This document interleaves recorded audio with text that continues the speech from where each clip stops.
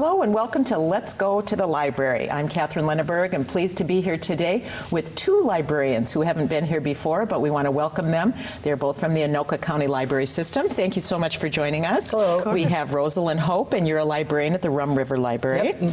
And Stacey Hendren is here, and you're the branch manager at the Crooked Lake Library. Yes, thanks for thank having you both us. for being here. Thank you. So we're going to talk books today and have our own little book club, which we're all really excited about Yes, because we all love to read. Exactly.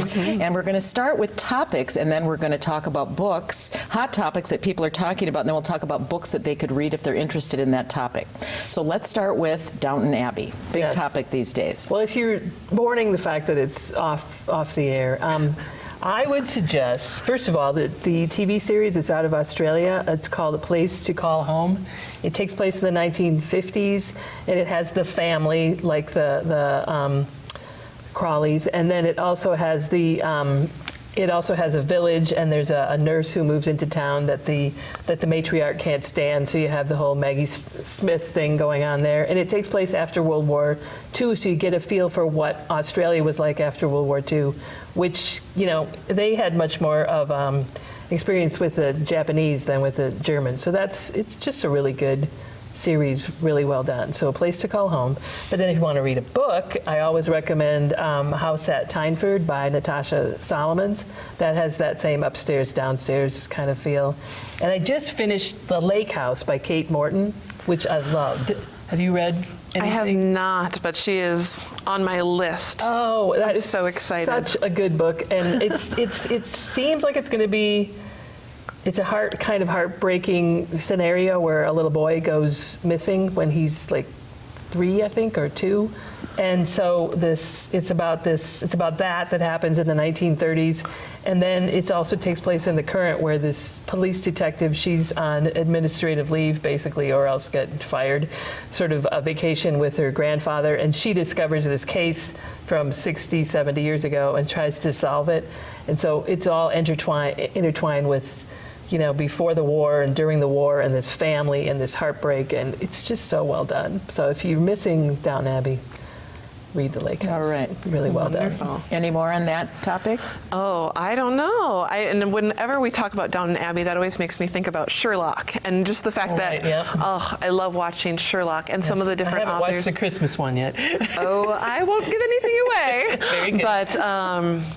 But yeah, we have the Sherlock series over at the library. We have Downton Abbey at the library. So if you haven't watched Downton Abbey and are wondering what you're missing, you know, stop by and we can get you hooked up with some books and some movies and some TV on DVD. Very good, very good. Okay, let's switch topic to Making a Murderer. First of all, in case people don't know what that is, can you explain what that is? Well, Making a Murderer was this hot series this winter on Netflix, and alas, it takes place in my home state of Wisconsin. and I binged watched that in one day. Mainly, I watched it all in one day because I couldn't handle having it hanging over my head because it's so bleak. But if you really like that, we have an entire section in the library for true crime. The 364s. We can walk you right over there, and there you are. And are they popular? Oh, they're very popular. And what I watched after that was Downton Abbey, just to recover. Yes, as a librarian, that's one of the Dewey Decimal numbers that you memorize very quickly. 364, just there you are. Yes, exactly. Very good. Okay, how about race? That's a big topic these days. Well, that one, I see you brought the book. Yes. And this book by Ta-Nehisi Coates, Between the World and Me, is just the biggest book that has ever come out about race, and I mean recently, and he won the National Book Award, and Toni Morrison said that he's kind of like the next James Baldwin, but he also won a MacArthur Genius Award for obvious reasons, but he's a correspondent for the Atlantic Monthly, and his stuff about race is just amazing. And this particular book is a series of essays, so like written as a letter to his teenage son about negotiating race in this country. And yeah, it's amazing. And the audio is amazing, too, because he narrates it. My book club read this one, and it generated a very interesting discussion on race. And I read the first one that he wrote, too, which was different than this one. The first one was much more hopeful when he was talking to his son, like, you know, if you do all the right things and get a good education, things are going to be okay. This one is much bleaker, I thought. Right. Yeah. Well, he has an article, a really interesting article called The 51st State, about reparations in this country. Oh, actually, no, I've got my Atlantic Monthly articles mixed up. I love James Fallows, and I love him. So, yeah, he's got a great article about reparations, but again, you know. But if you want a really, really, really, and I cannot emphasize it enough, subversive take on race in this country, I highly recommend the Sellout by Paul Beatty. It's very, very funny, and it's very, very subversive. I mean, it totally turns race on its head, and it's just, wow. But that one is amazing. So very funny. And on a more serious note, because that one's fiction, but two nonfiction ones I would recommend also are Brian Stevenson has a new one that came out last year called Just Mercy. And I heard him on Fresh Air and I immediately wanted to check it out. And it's about he's a lawyer, and his first case as like a really young man was defending a person on death row who shouldn't have been there. So really well done. And did you see what is the book by Jeff Hobbs? Oh, The Tragic Life of Robert Peace. Did you ever see that? I haven't seen that one yet. No, that one came out last year, and it's about he's a brilliant young man. I think he lived in New Jersey, yeah, and he, African-American young man who was just brilliant, gets a scholarship to Yale, I think. I'd have to double check. But anyway, and he just winds up in a tragic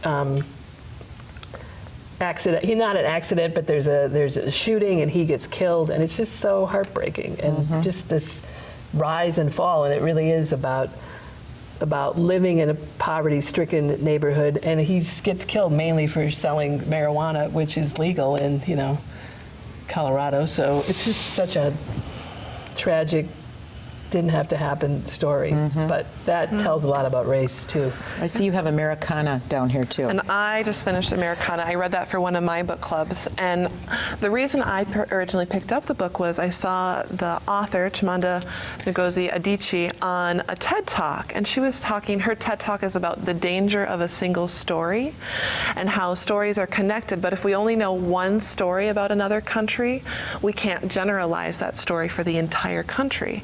But her book, Americana, was such a powerful perspective. It's a fictional story about a woman from Nigeria, and so you learn a little bit about life in Nigeria, and then she comes to America.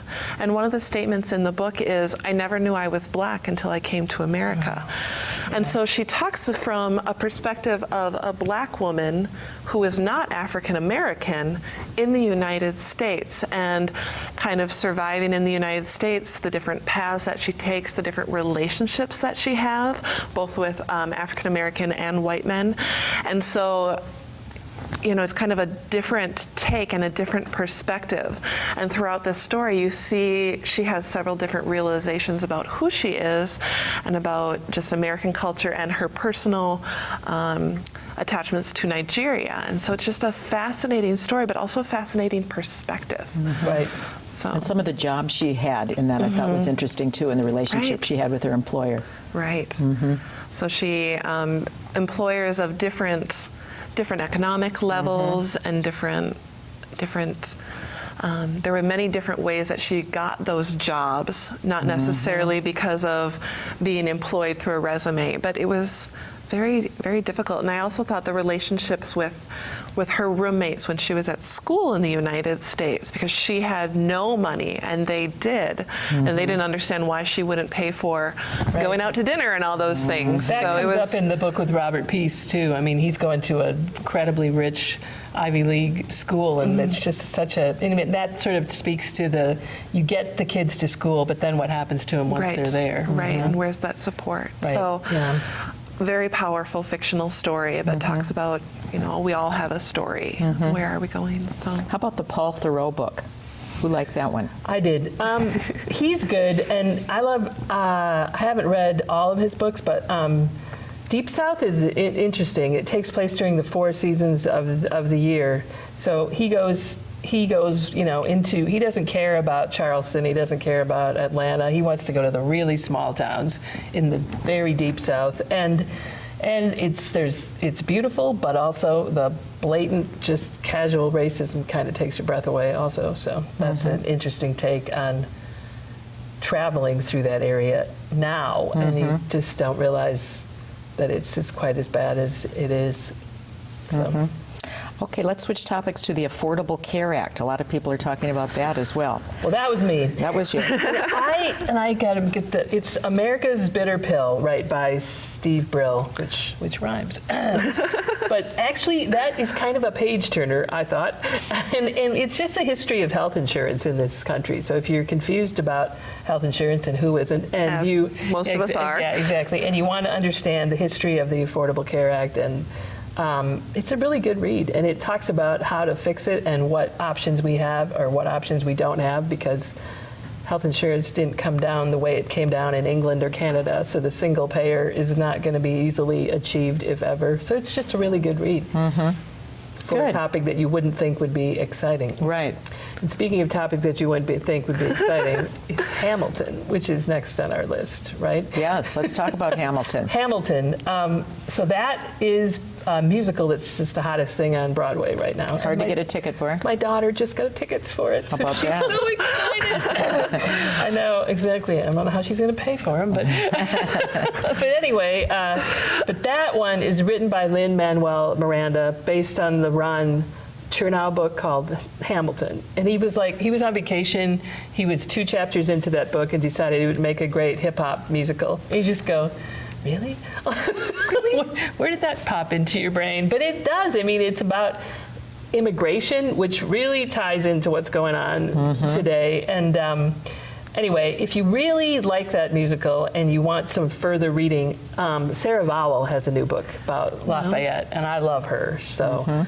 Have you ever read anything? I have not, no. She has some great titles. Well, my favorite title by her is Assassination Vacation. She goes a trip to see where, she loves Abraham Lincoln. She's a Lincoln geek, and so she goes to see where he was assassinated, and McKinley and all that. So her vacation is an assassination vacation. So, but anyway, her book about Lafayette is also, he really played an integral part in the whole Hamilton story also. Okay, now let's switch to people who make a difference. Okay, and this is something that I've been reading a lot recently. For some reason, it just feels like there's so much going on in our world today, positive and negative, and at times you feel like there's nothing I can do. Yeah. What am I supposed to do in this world? And so I started looking for titles that were single individuals who have been making a difference, making a choice, and then also different parts of the world. So Keeping Hope Alive is a book by Dr. Hawa Abdi, and it takes place in Somalia, a country that we hear a lot about, and we have a great, very large Somalian population here in Minnesota, but I don't know much about Somalia. This is one of the stories that I've read as learning about that country. She earned a doctorate as a medical doctor. She's also earned a doctorate as an attorney, and she did that as a woman in Somalia in order to help her people. So she has private lands in Somalia where she has up to 90,000 refugees on her farm, and she's just trying to figure out ways to help them as they deal with war and terrorism and all the different things that are happening to women and children and just regular people who don't want to fight. So just an amazing story to learn more about other countries and another perspective than we hear. So It's very, very positive, heartwarming, and but informative. So it's a great nonfiction story about Somalia and a woman who's just making a huge difference. Another book that I just read is called I Am Malala, which I bet a lot of people have heard of, and they've just came out with a youth version that we have at the library, so it's more written for a younger person. The adult novel even though it's mainly written by a 12-year-old, has so much violence and pain. But you get the perspective of a young girl growing up in Pakistan who's surrounded by the Taliban and the different things that she goes through. And so she is fighting for girls' education. Right. Girls shouldn't, I mean, there's this mentality that girls shouldn't go to school. They should be submissive and covered. And so she fights for women's rights and education. And you know, listening to what she's doing calculus as a 12-year-old. I mean, she's fighting for very strong education.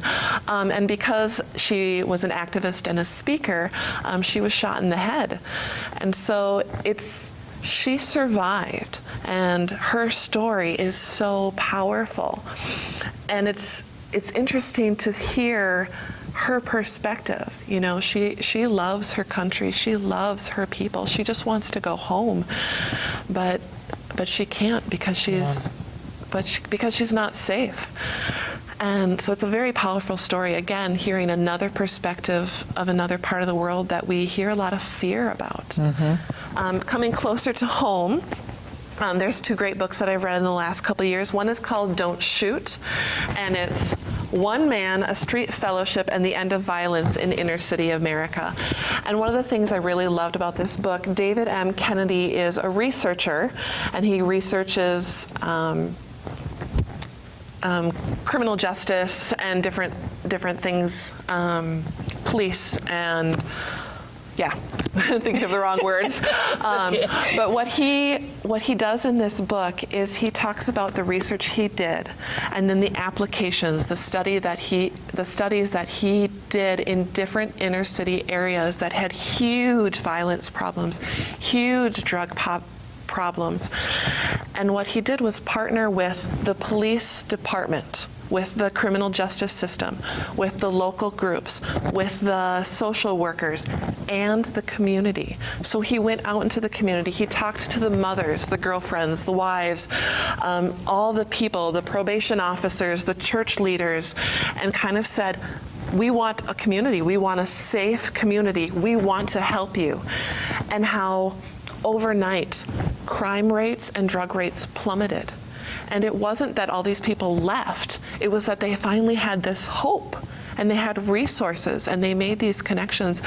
And how in the community, in certain communities, it's completely flipped to a street where you do not want to go down any time of day, to a thriving community with young families and power and hope. And it's just a great story about, again, that alternate perspective. Right. One person working together and making a huge difference.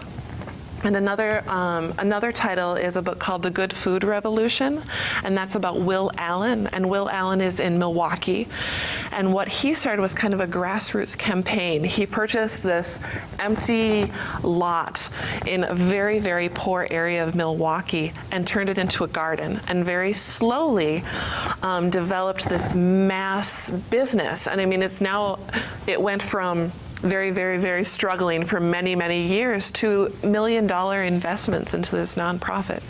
But his big goal when he made that first garden was to grow fruits and vegetables for a community that couldn't afford fruits and vegetables, to get into poorest of the poor neighborhoods and make sure that they had good food, good, real food.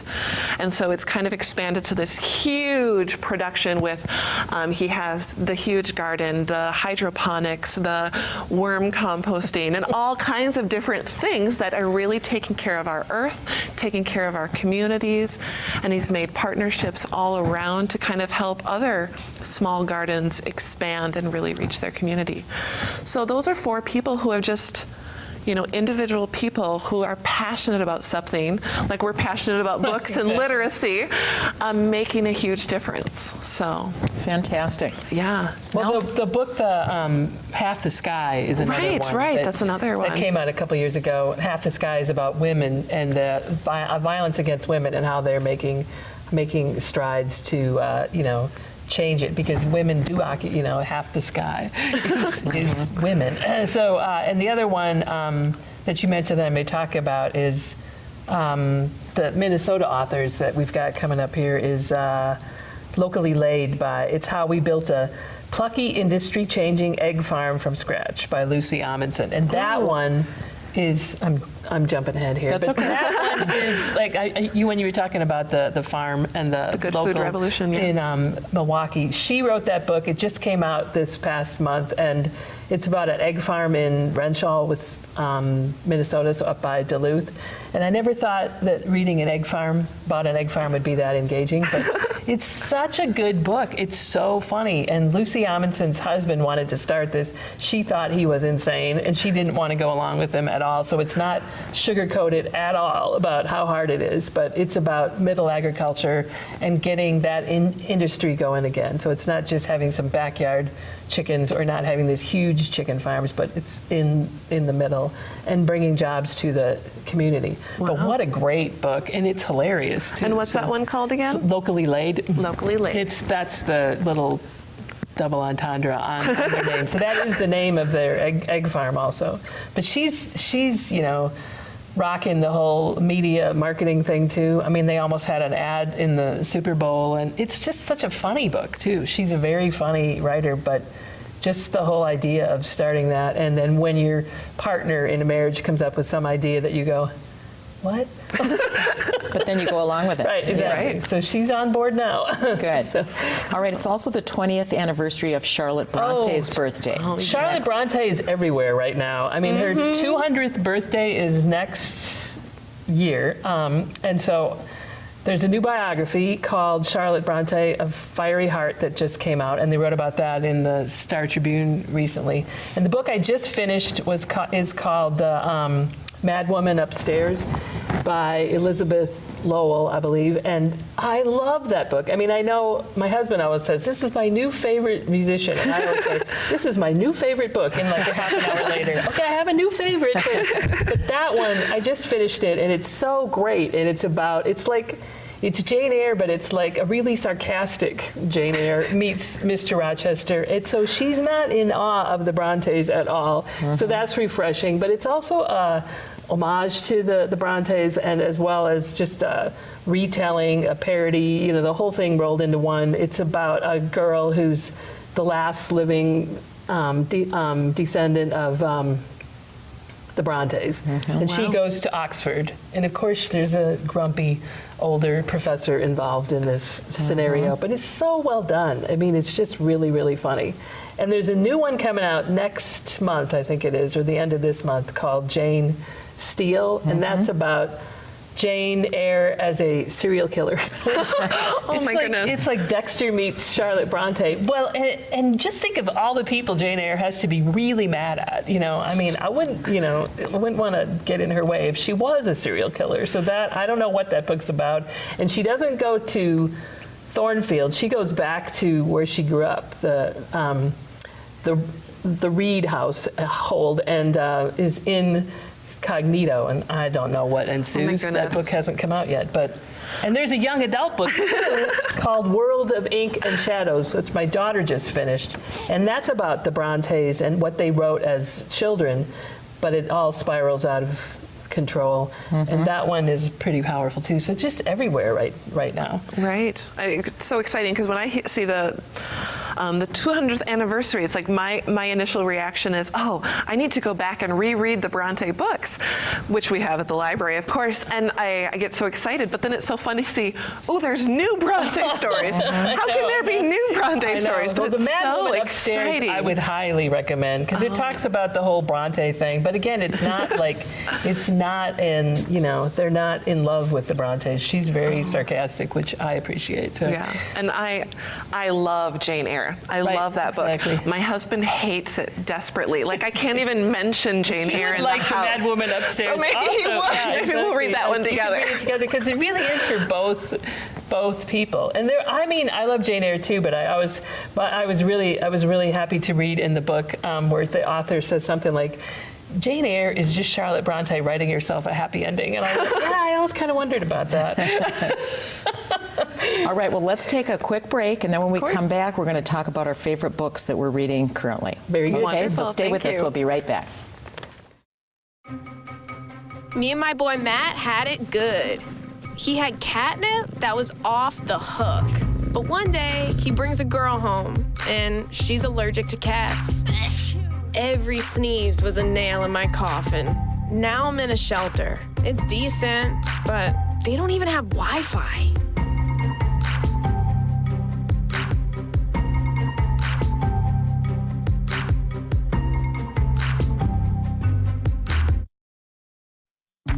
People think I'm trash, but they're wrong. Today I'm just an aluminum can, but one day I could be a stadium.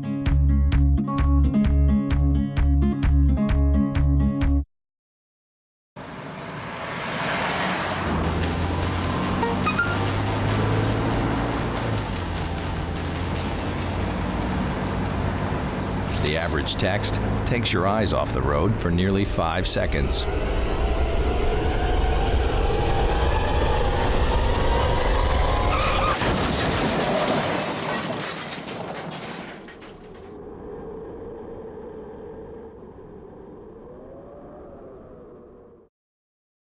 The next 30 seconds can save you a lot of money.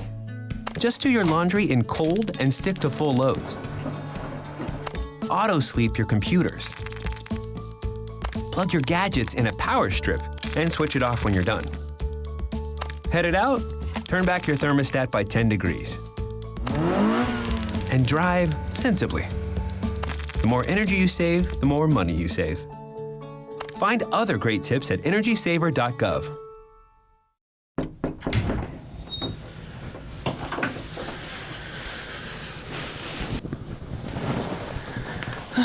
Time to wake up, start a new day.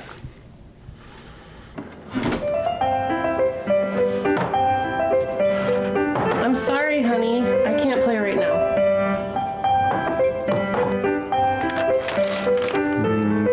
Go ask your mom.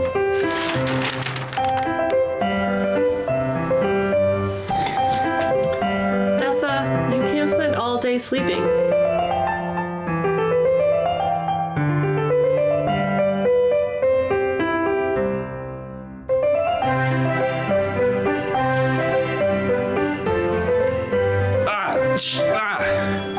How many times did I tell you to pick up your toys?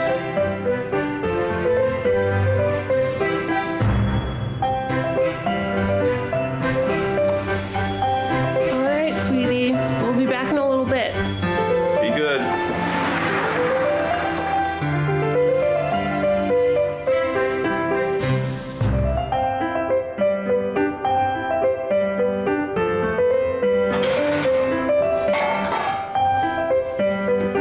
Dinner's almost ready.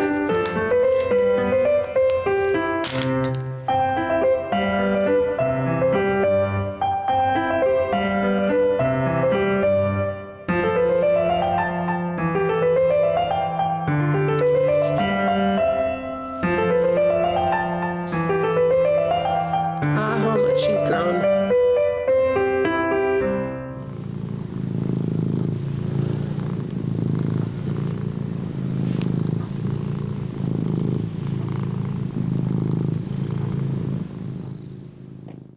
Welcome back to Let's Go to the Library. We are talking books today. We're having our own book club with 2 librarians. This is so fun. We're both enjoying it. Now we're going to talk about our favorite books. So let's start with you. What have you been reading that you love? Well, if you ask me, like right now, I just finished reading the Jane Eyre book, the Mad Woman Upstairs. I also just finished reading the Readers of Broken Wheel recommend.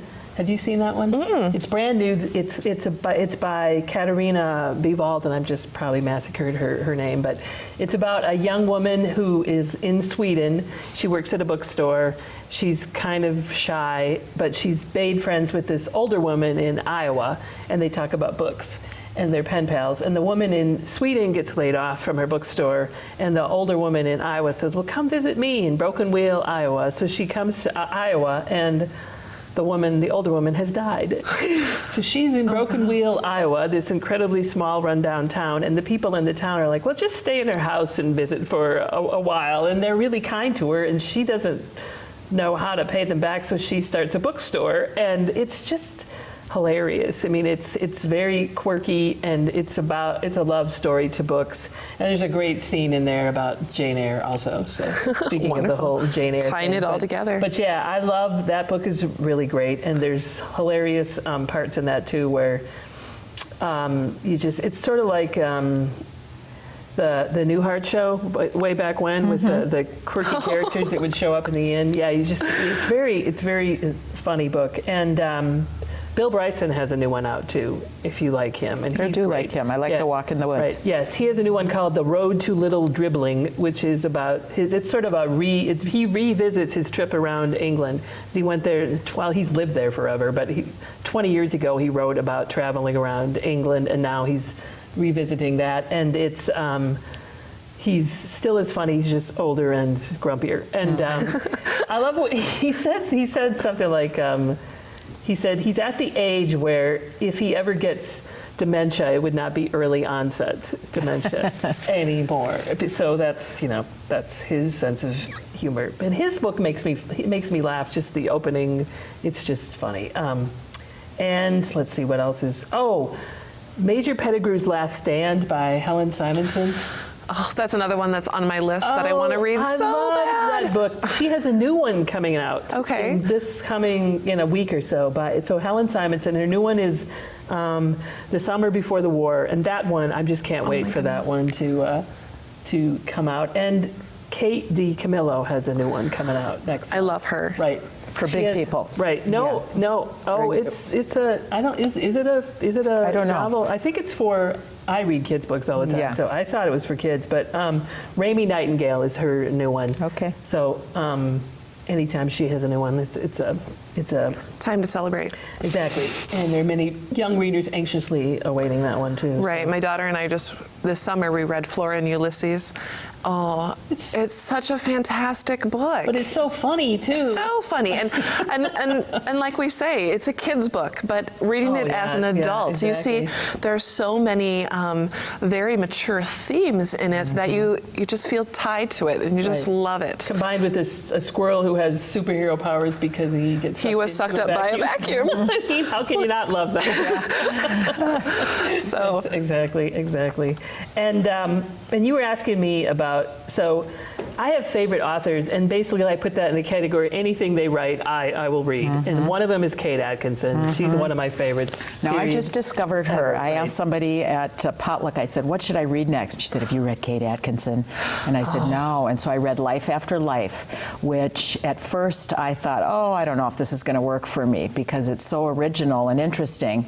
And then I loved it, and I read this one as well. And it's fantastic. It's so wonderful. All of her books are great, and her mystery series you have to check out. I'm going to check out, but it's beautifully written. It's beautifully written, and it's so original. I really, really liked her, so I want to read all hers now. Well, Kate Atkinson is fantastic. Anything by her, anything by Nick Hornby, I'll read. Anything by Liane Moriarty. I just discovered her this year, and I sort of started. It was like candy, like Girl Scout cookies. Can't stop reading those. And Mick Herron is great too. He's like a detective, sort of the whole spy genre from England. Very good. Sloane Crossley, I'll read anything by her. She wrote the book, I Was Told There'd Be Cake. It's one of the funniest books ever. So you like funny. She's great, and she writes about in her 20s.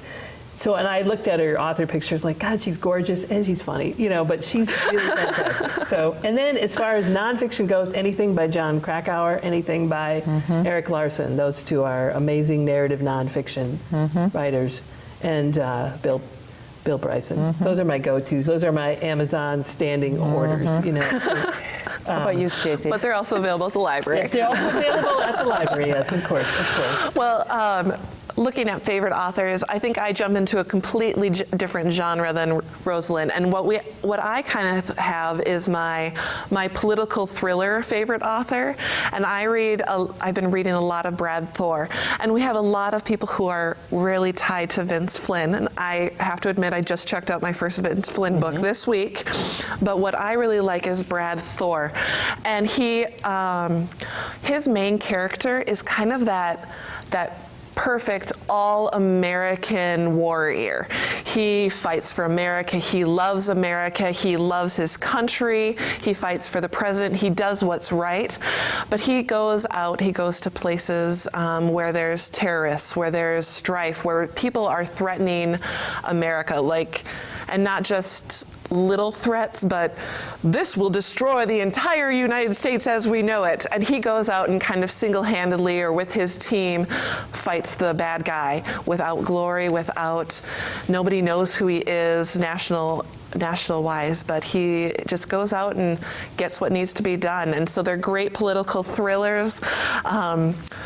Very clandestine. So if you like Vince Flynn, if you like Clive Cussler, this is a great author to get into. And then I also have my fantasy series, and I love Jim Butcher. So his main character is a wizard, but he's also a private investigator. So he has an ad in the Yellow Papers under wizard. He's the only one. So makes it easy. Right. So it's kind of a mixture of he's in Chicago, and so it's a mixture of clients who come to him because they have jobs for him to work on, and just him living in the real world with the magical world around. And so we as regular people choose not to see the magical. We don't believe in it, but there are bad things out there. So what we try to do is how can he keep us safe from those things that we are fighting? So it's a great story, great characters. They're funny. He's hilarious. He's funny. Yeah, so I like funny. You like funny. But they're funny, they're quirky, they're ridiculous, and but they're also very serious. You look at very different issues, things that are going on in the world, and how we explain them away. Lots of gas leaks. So he is another favorite author of mine. So I've been reading the entire series.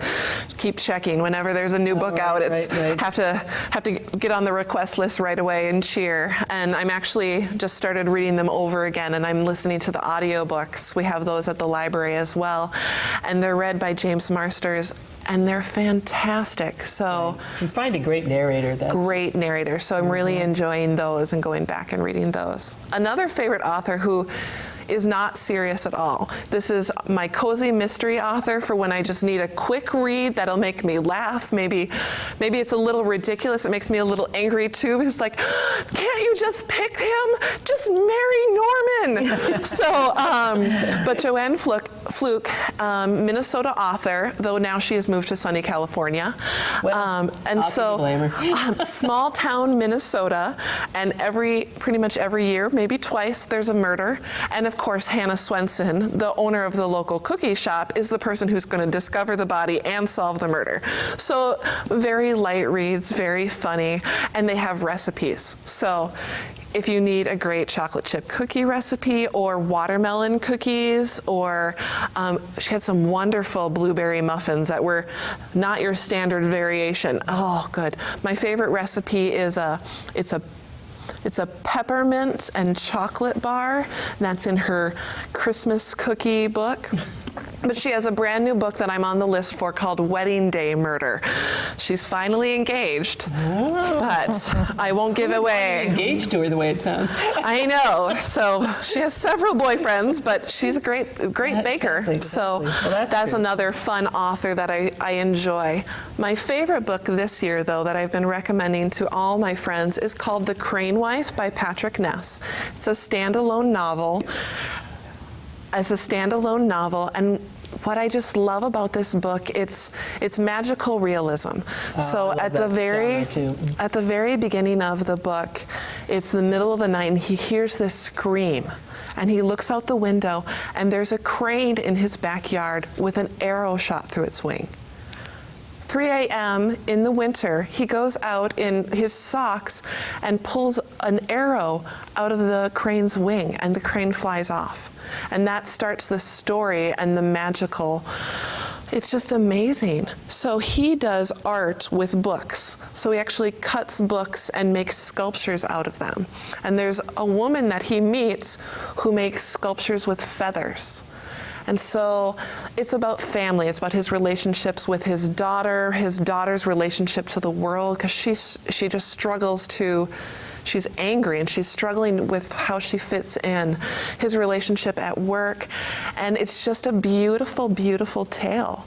And so how everything ties in together with just, you know, that little bit of magic that just, it's heartwarming, it's funny, it's beautiful. It's just beautifully I've heard woven. really good things like that. That's on my list too. So yeah, and it was inspired by the song by the Decemberists, The Crane Wife. Okay. And then it was also inspired by the artwork of a real artist who does book sculptures. And so they talk a little bit about that in the book too. And she has an amazing website. So it's just my favorite book of the year that I've been recommending to everybody.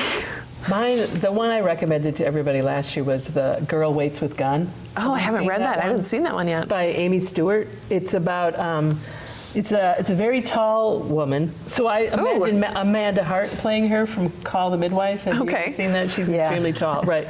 So I imagine her. But anyway, it's it's like 1920s, I think.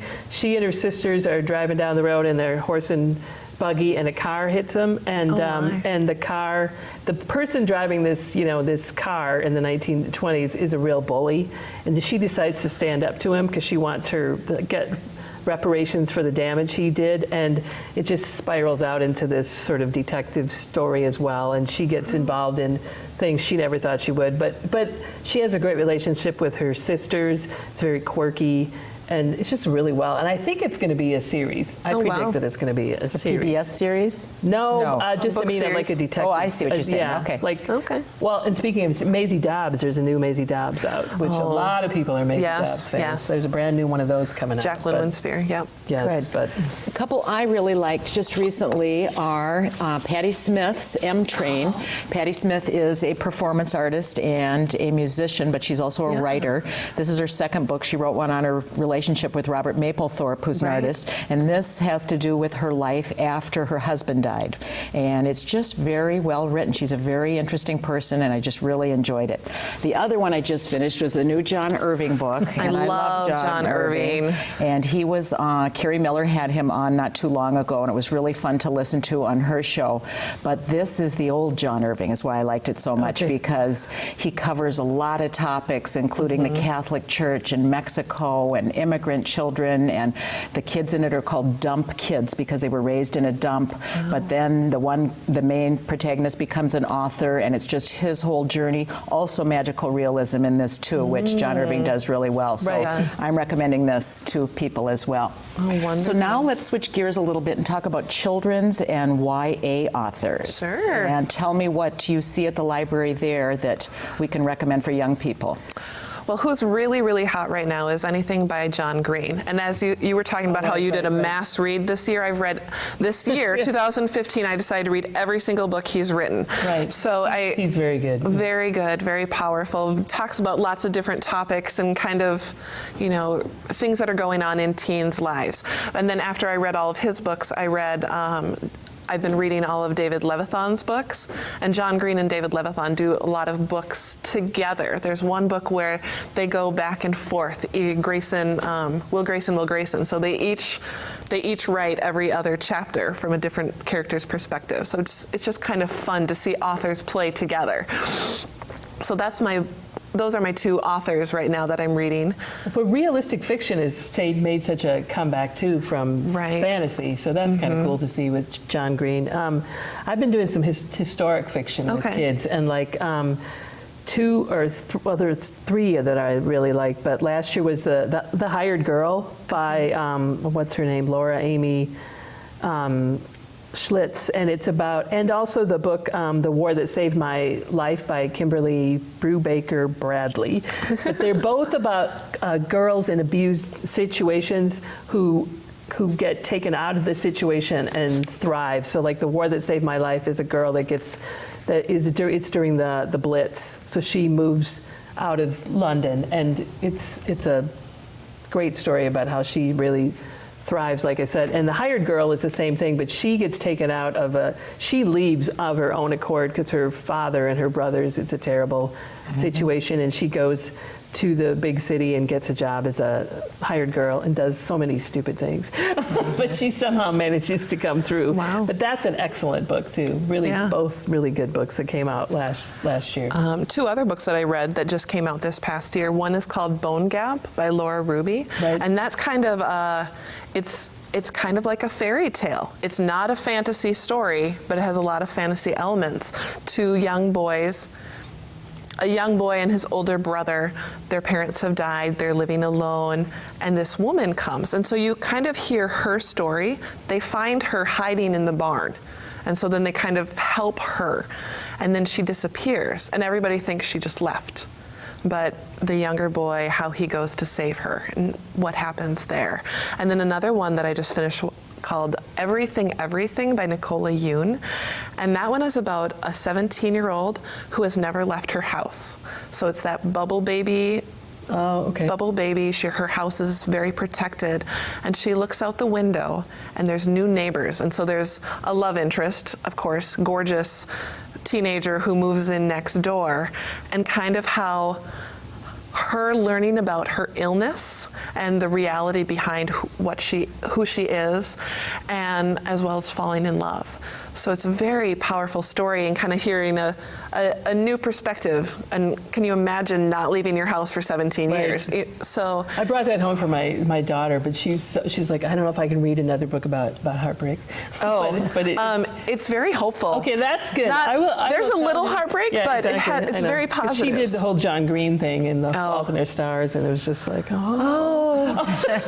yes, yes. As librarians, what do you think is the key to getting young people hooked on books? Well, for me, I think a big part of it is finding what they're interested in general. Finding out, a lot of times when I talk to a reluctant reader, it's not just what books do you love, because sometimes they've never loved a book. It's what do you love to do? What are you interested in? Oh, you really like to play volleyball? Let's find you a volleyball story. And whether it's nonfiction or whether it's a story about another girl who likes volleyball, it's making those connections to who they really are. And not just, this is a book that I've loved, but also what might they love? Right. And also sometimes you just ask them, what books have they hated? Oh, that's also a good thing. Steer clear of that, and also stick with what they want to read. I mean, stick with where they're at. Don't try to, and that you run into issues sometimes. You've got a parent who wants them to read something else and they don't want to, so you have to kind of walk the line. But yeah, just there isn't. If you want a child to be a reader, let them read what they want. And here at the public library, one of the big things that we focus on is reading for enjoyment and reading for not required reading, but finding that passion for reading, that excitement about reading, and whether it's a technical book, nonfiction book that's about computers and how computers work, or it's a fairy tale. What is the child into? Right. And there's so many great nonfiction books right now too. There's the Who Was series that so many kids love, and there's the historical series for kids that you wouldn't want to be.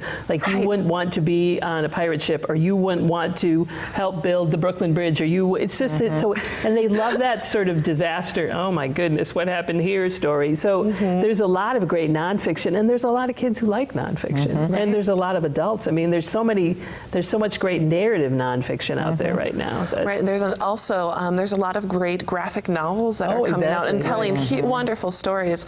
My daughter and I are currently reading the Amulet series, and the 7th book just came out. I was number 1 on the list. I was so excited. She was reading it this morning. I'm looking forward to her being done so I can read it. But the Amulet series, it's a series of graphic novels, but the adventure, it feels kind of like Star Wars. There's the underdog character who's a girl, and her mother is kidnapped, and so her and her brother go to save her mother, and they never knew their grandfather, and they're finding there's talking animals, and there's all these machinery in this other world, and it's just amazing series. So the Amulet series. And graphic novels are great. I mean, they shouldn't be written off just as comic books. They're fantastic. But comic books are great too. There's some wonderful stories coming out too. I just read Miss Marvel, which is it's the main character her superpower is she turns into Miss Marvel, but she's... Sounds like Miss Marvel. She's a young Middle Eastern girl, and when she turns into Miss Marvel, she's blonde. And so it's that mix of race. You know, am I better who I am, or is it better when I'm blonde and white? And so there's a huge dialogue happening in that, and it's a Marvel comic book. Well, the most popular books right now are the Telgemeier books. Oh yes, those are graphic novel comic books. My daughter's read all of those. I've read Smile, so it's Smile, Drama, and Sisters. Those are great about the middle school experience, about exactly. dealing with being a middle schooler. And they're never in, but you can put your name on the list. Yes. Very good. Well, we are going to take a quick break, and then when we come back, we're going to talk about what's going on at the library this spring. So stay with us.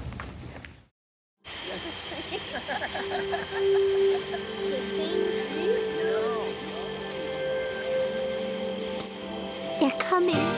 Places, everybody. Light check. 1, 2, 1, 2. Everything looks good on our end. And lights. Come alive with the forest. Visit discovertheforest.org to find a forest near you. You think getting dumped by text is harsh? Try getting dumped by a tennis ball. My ex-owner drove me out to the woods, yelled fetch, and by the time I brought the ball back, he was gone. Yeah, I was pissed. But the folks at the shelter helped me let go of my anger. I learned coping skills, like taking it to the hole. Boom! Now I'm ready to fetch again. But how about I throw and you run and get it?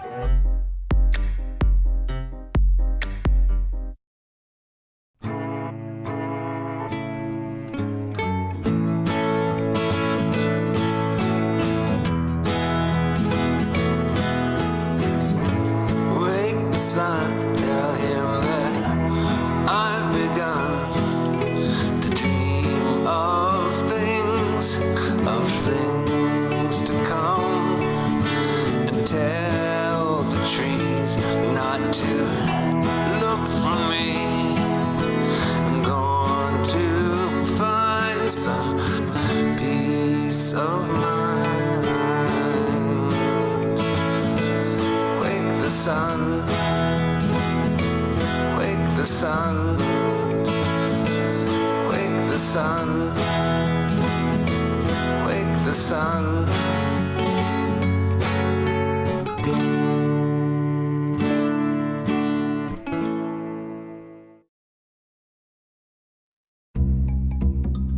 Sure, I look cute now, but when my owner lost his job, it was rough.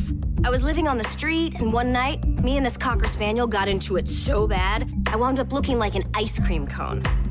I cried a little bit, but thankfully I got rescued, so I'm running, I'm jumping, all back to my old self, and I'm ready to give unconditional love, even if you put a lampshade on my head.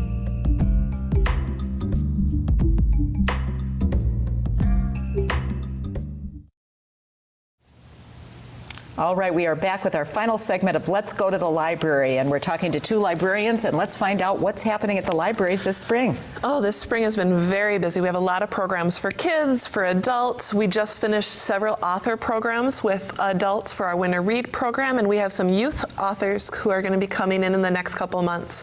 One of the other big things that we did was Lori Sturtevant, who's a Minnesota author, came to the library and did our Club Book program. And Club Book is a metropolitan-wide program, and all the podcasts, if you missed the event, are online at the Club Book website. So that's really exciting. We had fun with that. And the podcasts for all the events are there too. We also have some great programs coming up. First Pages events. We have writing classes for both teens and adults. Very serious nonfiction, memoir writing, fiction writing, fan fiction writing. So a very broad offering there, and those are a partnership with The Loft. And our family history classes, we're doing some genealogy courses at the library where you can sit down and learn from local genealogy experts. And then if you're ever interested in genealogy, we have some great databases. We had Ancestry.com, which you can use in the library, and World Vital Records, which will get you a lot of the census and the different things. So if you're looking at getting started and using the library, we have some great genealogical resources. We have a book club coming up at the Crooked Lake Library. We meet every month, and in March they're going to be discussing The Secret Keeper by Kate Morton, who is a favorite author that we've already discussed. Yes, and we also, if you have your own book club and you need support for that, we have a great program called the Book Club in the Bag. And what we share are 8 books. Some have large print, some are young adult, classics, a really good mixture, as well as discussion guides. So if you're not sure how to have your own book club, we have you covered, and we'll get you started with our Book Club in the Bag program. And those check out for 45 days, so you don't have to worry about renewing them. Will I have enough time to read with my group? The Book Club in a Bag is a great program, and we also have some wonderful history programs coming up. Super excited.